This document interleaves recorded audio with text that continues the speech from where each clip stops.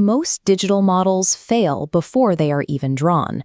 Engineers often assume design happens on a computer screen. Real design requires drafting paper and raw modeling foam. You must prove a shape works physically before you digitize it. Step 1 is observation. Watch a user interact with a tool in a physical space. Identify exactly who is holding the object.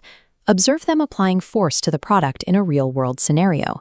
Notice the exact physical stress points where the hand slips from the handle. Step 2 is defining the problem based on that failure. A vague objective fails. You need a precise functional requirement. A vague problem definition guarantees a confused physical design. Step 3 is ideation. Sketch rough concepts on paper. Intentionally break standard functional assumptions. Generate flawed ideas quickly to eliminate them from your workflow. Step 4 is prototyping.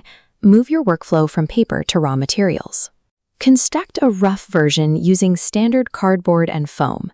Keep the initial prototype unpolished. Build it rapidly. The object must be real enough to fail under direct physical stress. Entering software at this stage hides structural flaws. Step 5 is testing. Give the prototype to your target user. Observe the user gripping the newly constructed object.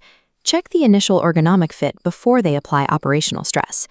This diagram shows the exact moment the user struggles to operate the object. Notice the specific point where the material warps under the pressure. Immediately revise the physical shape based on that failure. Repeat this physical test until all failure points are resolved. A design is valid only if it survives contact with real-world application. The physical geometry is now fully validated by the user test. The exact spatial requirements are fixed quantities. Finally, open the software to digitize the proven design. The software now records a completed thought.